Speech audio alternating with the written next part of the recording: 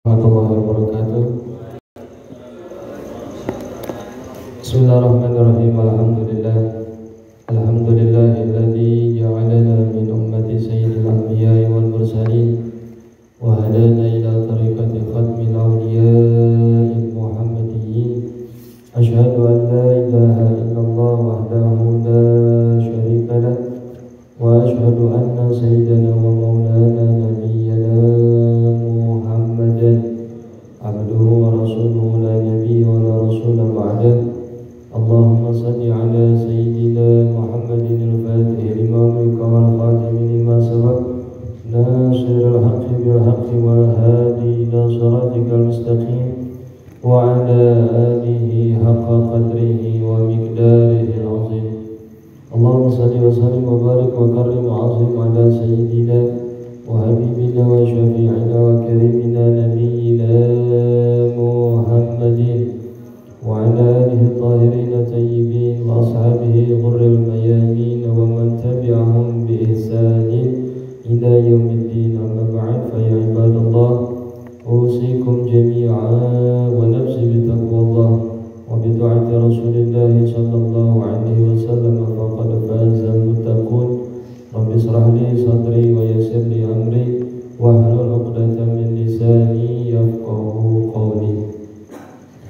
Alhamdulillah, bersyukur kita kepada Allah Subhanahu wa taala yang dimana malam hari ini kita semua masih diberikan nikmat sehat wal afiat, terutama nikmat iman wal Islam, sehingga pada kesempatan yang baik ini kita bisa berkumpul di tempat yang insyaallah diberkahi Allah Subhanahu wa taala.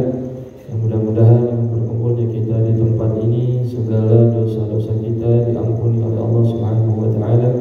Segala hajat dunia akhirat kita semoga senantiasa diijabah oleh Allah Subhanahu wa taala, dan mudah-mudahan ibadah puasa kita diterima oleh Allah Subhanahu wa taala dan diberikan pahala yang berlipat-lipat oleh Allah Subhanahu wa taala. Amin ya rabbal alamin.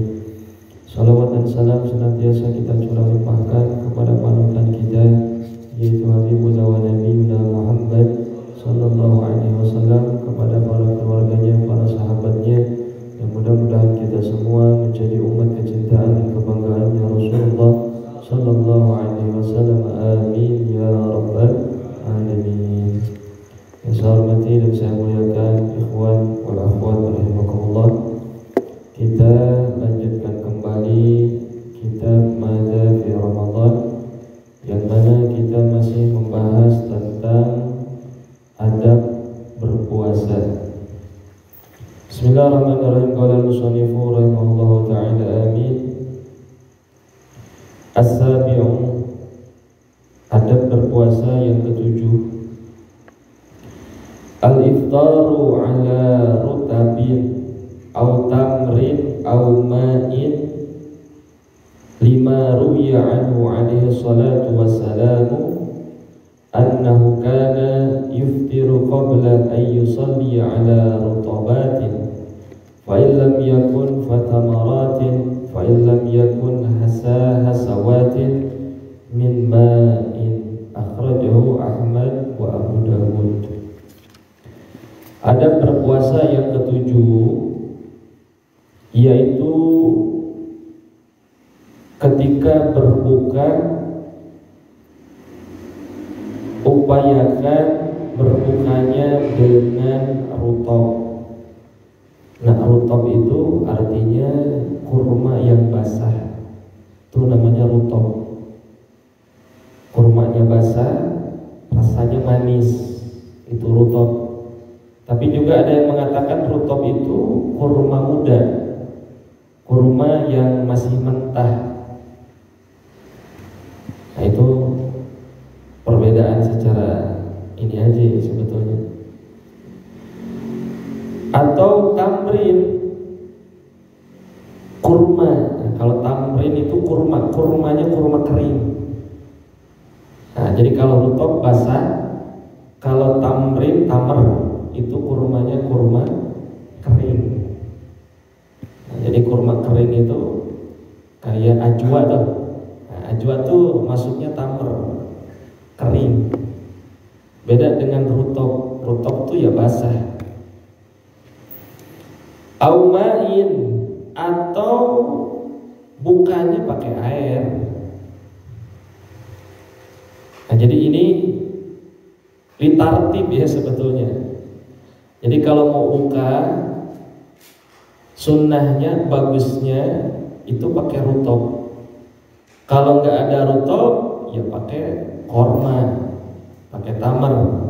Atau nggak ada korma, ya pakai air bening, air putih. Lima ruwiya anhu alaihi salatu wassalam, diriwayatkan dari Nabi sallallahu alaihi wasallam, annahu kana yuftiru qabla an yusalli ala rutabatin. Nah, sesungguhnya Nabi sallallahu alaihi wasallam itu ketika berbuka sebelum beliau melaksanakan sholat, maka berbukanya rutobat dengan kurma basah, dengan rutop tadi.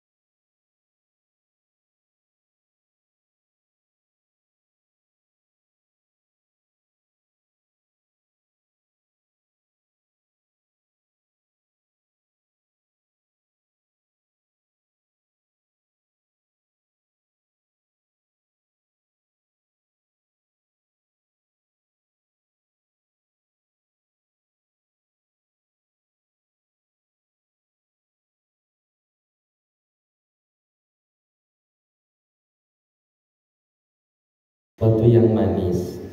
Nah, bahkan ya di kita itu dikiaskan tuh, oh cuma korma mah udah nggak ada, ya misalkan bikin kolak begitu, kan kolak manis ya, nah, ya boleh-boleh aja, atau pakai es buah begitu, karena nggak ada, ya boleh-boleh aja,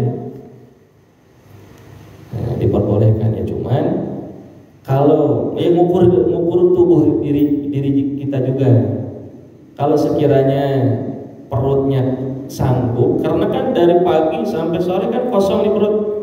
Kalau langsung makan gorengan, makan es, mengakibatkan jadi sakit perut, ya sebaiknya dihindari. Tapi kayaknya perut-perut Indonesia sudah terbiasa dengan berbau gorengan. Dan itu menjadi satu keharusan. Nggak ada gorengan, kagak enak. Nah itu adab di dalam berbuka. Kemudian ats-tsaminu, ada berpuasa yang ke-8. Ta'khirus suhuri, mengakhirkan sahur. Lima ruwi an Anasin wa an Zaid bin Thabit radhiyallahu anhuma annahu kana baina suhuri Rasulillah sallallahu alaihi wasallam wa baina salatihi qadru 50 ayatan, muttafaqun alaih. Nah, ada berpuasa yang ke-8, yaitu mengakhirkan sahur. Nah, jadi kalau berbuka harus cepat-cepat, nggak boleh di akhir-akhir. Tapi kalau sahur harus diakhirkan, nggak boleh cepat-cepat. Taruh umpama bangun nih jam 2 langsung sahur begitu, nah, jangan, itu kelamaan. Nanti menjelang waktu, dekat waktu subuh. Nah, jadi jangan terlalu lama kalau sahur ya, harus diakhirkan.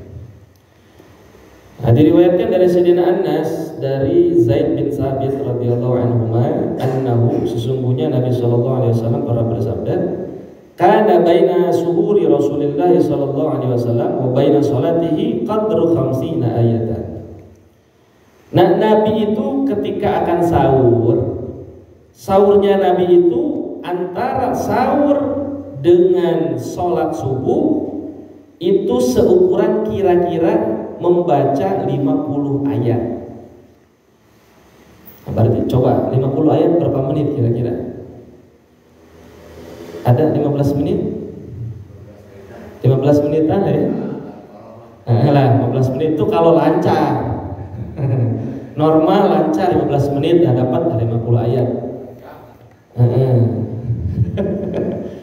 Nah, kalau sekarang subuhnya 4:30 ya, 4:30 imsaknya 4:30 lah taruh ya, 4:30.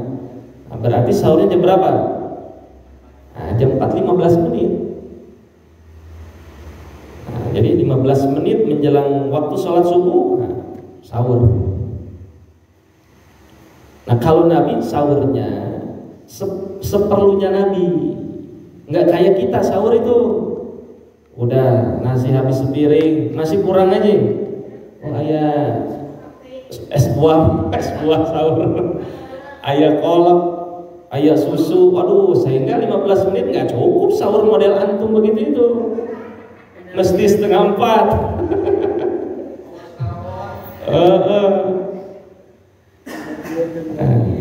Tapi kalau Nabi ya kurang lebih 15 menit cukup buat Rasulullah. Nah, kalau kita nyontok Nabi begitu, waduh, berat kayaknya nggak bisa begitu ya. Iya, setengah jam lah. Jam 4 udah makan, udah cukup lah itu. Ada jeda ngareng hapna. Ya, setengah jam lah ukuran kita tuh. Kemudian walima ruwiya an Amr bin Maimun annahu qala kana ashabu Muhammadin sallallahu alaihi wasallam a'jala an-nasi iftaran wa abta'ahum suhuran, akhrajahu Abdul Razzaq wal Baihaqi wa Tabrani. Nah, diriwayatkan dari Sayyidina Umar bin Maimun, sesungguhnya Nabi Shallallahu Alaihi Wasallam pernah bersabda bahwasanya para sahabatnya Rasulullah Shallallahu Alaihi Wasallam ajalan nas, orang yang ajalan nas iftaran, orang yang paling buru-buru untuk berbuka.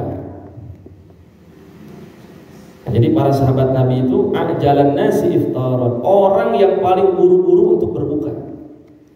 Jadi kalau sudah masuk waktu azan maghrib, waktu maghrib, buru-buru untuk buka. Jadi nggak nunggu selesai azan maghrib, selesaiin dulu dah azan maghribnya. Enggak, ketika berkumandang azan langsung berbuka. Wa abta'ahum suhuran, dan juga para sahabatnya Nabi itu orang yang selalu melambatkan sahur, mengakhirkan sahur. Itu para sahabat itu, karena para sahabat itu orang yang selalu berupaya mencontoh kepada Rasulullah Sallallahu Alaihi Wasallam. Jadi para sahabat Nabi ini orang yang paling mulia, orang yang paling luar biasa, sehingga apapun yang dikerjakan Nabi, berupaya sahabat Nabi itu bisa mengikuti kepada Nabi Sallallahu Alaihi Wasallam. Nah, jadi itu penting begitu ya. Jadi upayakan kita kalau mau puasa sahur, karena sahur itu meskipun hukumnya sunnah tapi ada keberkahan. Tasahharu fa inna fis sahuri barakah. Jadi ada keberkahan di situ. Jadi jangan malas buat sahur itu. Hatta seteguk air pun, minum seteguk air sudah dikategorikan sahur. Jadi upayakan bangun, makan ataupun minum, itu penting sahur itu, supaya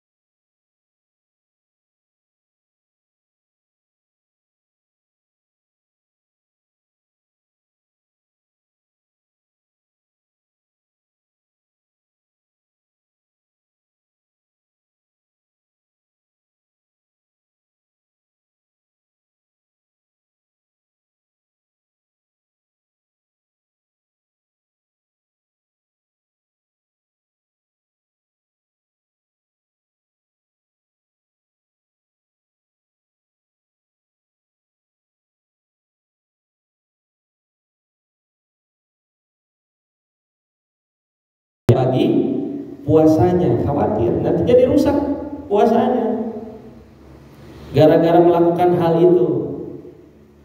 Begitu, meskipun diperbolehkan, tapi ya sebaiknya dijauhi supaya tidak menimbulkan kerusakan buat ibadah kita. Wal khatarati biha, nah begitu juga perbuatan-perbuatan yang sekiranya bisa membahayakan untuk diri kita. Juga dihindari itu. Wa minha al-hijamatu lima fiha min ad-dha'fi. Nah, juga salah satu di antaranya yaitu hijamah. Hijamah itu berbekam. Nah, bekam di bulan puasa itu menurut mazhab Syafi'i tidak membatalkan puasa. Di dalam mazhab kita bekam, tahu bekam kan? Yang disuntik sedot darahnya, itu kita lagi puasa nggak batalin puasa. Hatta bekamnya berapa titik begitu kan, karena bekam tuh ada titik-titik tertentu kan, bisa di kepala, bisa di punggung, bisa di mana aja yang sekiranya ada penyakit. Bahkan umpama sampai sekujur tubuh kita dibekam begitu, nggak batalin puasa. Itu menurut mazhab kita Imam Syafi'i. Akan tetapi Nabi pernah mewanti-wanti, khawatir fiha minad dha'fi, berbekam ketika berpuasa itu menimbulkan lemahnya tubuh kita. Nah, jadi karena kan namanya disedot darah kan, badan lemes, khawatir badan kita lemes, tubuh itu lemes. Nah, Nabi mengkhawatirkan itu.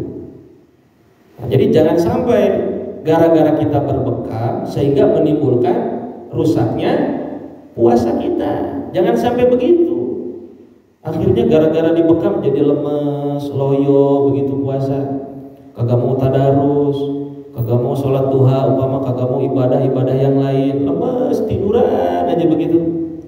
Pakai dalilnya begitu, tidur di bulan Ramadan juga ibadah.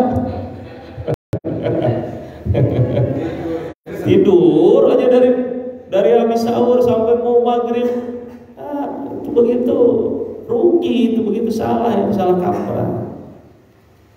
Jadi Nabi yang mengkhawatirkan hal itu. Jadi hati-hati. Ya sebaiknya dihindari. Donor darah tidak membatalkan. Donor darah, vaksin, suntik itu tidak membatalkan puasa. Karena kalau suntik masuknya kemana? Kulit kan? Nah, jadi yang penting tidak masuk ke dalam lubang yang 5. Hidung 1, mulut 2, telinga 3, pintu depan, kubul 4, dubur, pintu belakang. Selagi tidak ada yang masuk ke dalam lubang 5 tadi, tidak batal.